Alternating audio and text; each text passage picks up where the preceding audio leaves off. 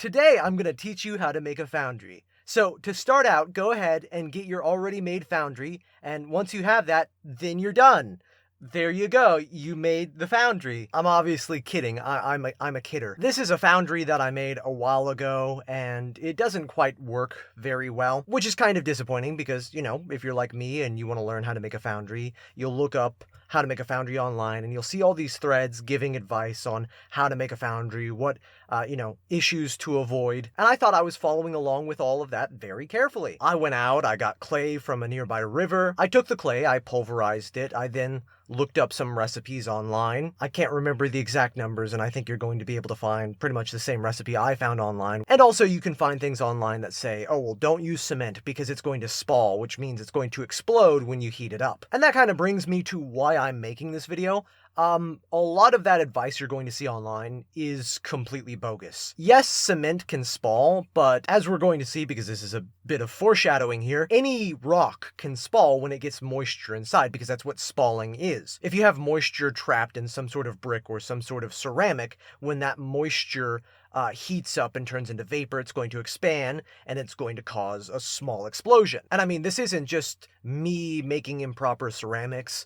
I have a smoker that I borrow from someone, and the airflow on it is not too good. And so I will line the inside of it with bricks so that way air can slip past the gaps in the bricks. And when I was using that, I had those store-bought bricks spall on me. So I guess what I'm trying to say is that a lot of the advice you're going to see online is not very helpful. Videos about how to make a foundry or how to make a forge are going to make it seem incredibly easy, but it's not. And so I wanted to make this video just to show you guys some things that I wish I had known prior to trying to make my own foundry. And so I want to highlight some of the mistakes I made and see if I can fix them. So first off, what is wrong with this foundry? Besides the fact that it still had pieces of plastic stuck on it from the kitty litter container that I made it in that melted away as I first used it years ago. Well, as you can see here, the intake hole for the air is higher than the bottom of the foundry. And also another mistake I made was in assuming that this square shape would work for a foundry. Most foundries that people make are cylindrical, so that way the air sort of goes around in a vortex. Here, at best, theoretically, the air is going to hit this wall, bounce, and go straight up. But from my experience, a high-power fan just makes it so the air immediately goes through and then goes straight up,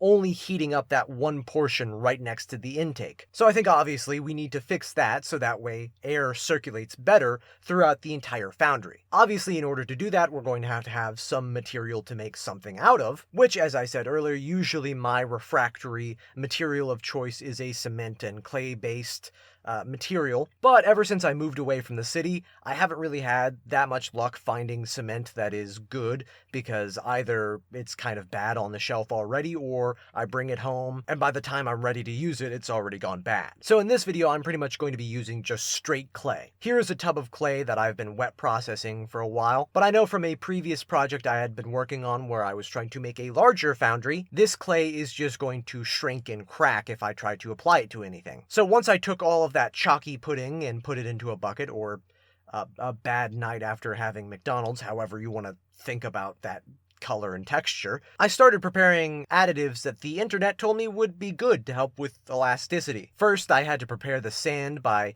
getting the rocks out of it, because this is just sand that I went and got from like a shoreline somewhere. Then I went ahead and got some grog, which is just pre-fired clay, and luckily I had some of this lying around from a recent experiment where I mixed cardboard and clay and saw what would happen when I fired it. The answer is it got really brittle. But cardboard and clay is a good way to prevent cracking.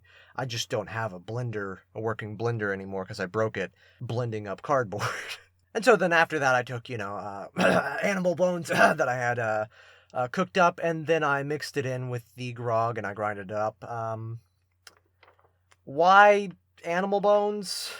Your guess is as good as mine. I think it's some kind of chemistry, because I remember seeing something online about, like, calcium something. I don't know. I think it makes sense, because if I remember right, I had this thought because I was looking at the chemistry of a specific additive used industrially, and I was like, hey, that's kind of like what happens when you cook a bone. And I think I asked an AI if that was a good idea, and the AI was like, yeah, primitive cultures used to use bones. So I don't know if it was making that up or if that's actually a thing. But for what it's worth, it seemed to help. I wish I could remember what I was thinking, but for reasons I'm not going to get into because I don't want to make this a vlog, I can't really record while I'm doing something. So I just kind of watched the video just like you're watching it now, and I take notes and then I just voice it over. So it's like we're both watching this for the first time. After I mix that all together using advanced technology and proper technique that you only learn after years of doing things like this, I then had to wait like about a month pretty much for the clay to dry, and once it had gotten to a point where I could shape it, I then tested it and it seemed to hold up pretty well. Taking the clay, I went ahead and I started to make a vent system on the inside of the foundry. Now, if you have some sort of fecal matter phobia, you may want to look away now because this started to look like a turd very quickly. And also if you have not trichodecaphobia, because that's the fear of the number 13. I don't know, the fear of close holes. If you have that fear, you should look away now because now this is going to look like a turd with a hornet's nest in it. Because obviously we need to poke these holes so that way the air gets through. And then on the outside, I just made a little attachment to eventually attach something to. At this point, I didn't even know what I was going to attach to it. So I started out by trying to put a bottle there as a negative, but then I realized that that was going to be a little too ambitious. So I just finished up and let it dry. And so of course when I let it dry, everything turned out perfectly fine and nothing went wrong. Haha, yeah, right? After it had dried, I saw that there was a massive crack between the internal part of the vent and the outside of the vent. The internal part of the vent had come loose from the bottom of the foundry, which I sort of expected. At first I was devastated, but upon further examination, I realized that the only crack in the vent was where it connected to the foundry itself. This meant that this clay body actually wasn't prone to cracking, it's just that it would shrink,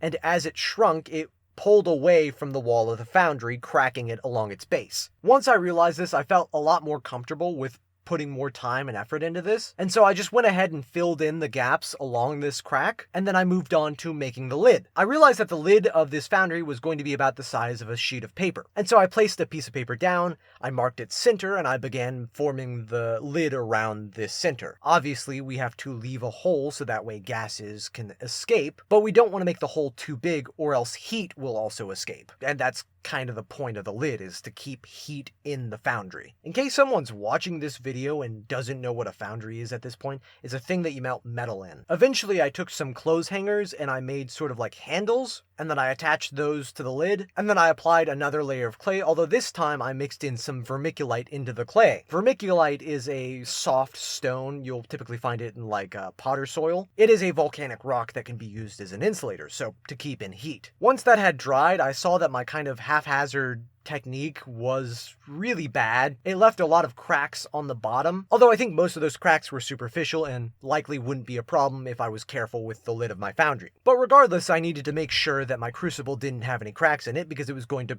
hold molten metal, so I went ahead and made it out of one singular ball of clay. As I was forming the shape, I made sure to give it a lip for the metal to pour out of, and I made sort of an overhang so that way I could grab onto it. Also, I took some of my tongs and indented in the sides so that way I could grab onto the sides. Once that was dried, it seemed to turn out well, but with my crucible dry and my lid dry and my vent dry, I noticed that my vent had cracked a little bit more. So after I added a little bit more clay to that, I went ahead and got a little, like an inflatable blower? What do you call that? It's the fan of my foundry. And funny enough, it seemed to fit perfectly into the hole I had made in the side of the foundry, but obviously I didn't want to just leave it there because then it would melt. So I extended the vent outwards, and I made sure to apply clay on the inside and outside so that way we had a good seal, and then I attached the blower. I let the outside of that vent dry, and as you can probably imagine is the pattern by now, it cracked. So I added a little bit more clay, but it still had some gaps in it. So I went ahead and got some aluminum foil to wrap around that to hopefully prevent any air from flowing outside of the vent. As I was wrapping it with aluminum foil, I was a little worried that that would conduct heat, but that didn't really seem to be a problem in retrospect. And so, with all of that, the foundry was finally done. So, does it work? No. I didn't really have much of a selection when it came to what fan I was going to use. Fans, weirdly enough, can get kind of expensive, and so I found this one like on, what is it called? What do poor people like me buy? Is it discount?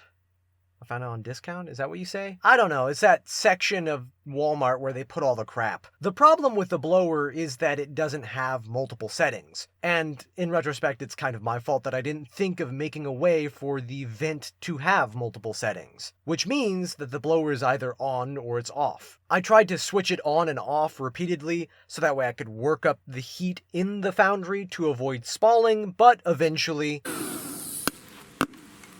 that happened. And I wish I could have had the camera recording because I actually saw that the crucible moved because it exploded. And I didn't have much luck after that because at a certain point the foundry just got so cold that I could put my hand over it like this, and you're not supposed to be able to do that if inside it's melting metal. But I opened it up to see what was wrong, and luckily I had just ran out of coal. Although I don't know how lucky I was because that was all of the charcoal I had, so like any rational and patient person would do, I then went ahead and burned some trash. I didn't expect this to get hot enough to melt aluminum, but to my surprise, I actually saw that the aluminum started moving. And so, ladies and gentlemen, we almost did it. You may say this is copium, but I count this as a success. Especially if you look right here, it was melting. So I think the interruption of it melting really just comes down to a lack of fuel, which doesn't necessarily have anything to do with the foundry itself. Although obviously I imagine a problem with my design could be that the foundry needs to be larger to allow it to hold more fuel. But the way I see it, we started out with a foundry that couldn't melt aluminum, and then we got to a foundry that probably under optimal conditions, if I was better at using the foundry, could probably melt aluminum. And I know probably could melt aluminum is not the most cathartic ending, but as I said at the beginning of this video is not about how to make a foundry. This video is about the mistakes I made in making a foundry and helping people to avoid those mistakes. Because the answer to the question, can we fix this foundry, is no. Even if we could, it just seems to be more trouble than it's worth. The sort of ad hoc clay vent at the bottom is already starting to crack a little bit, and maybe we could have avoided that by firing it before we attached it to the foundry. The lid seems to be holding up pretty well, but I still feel like the hole on it is probably too big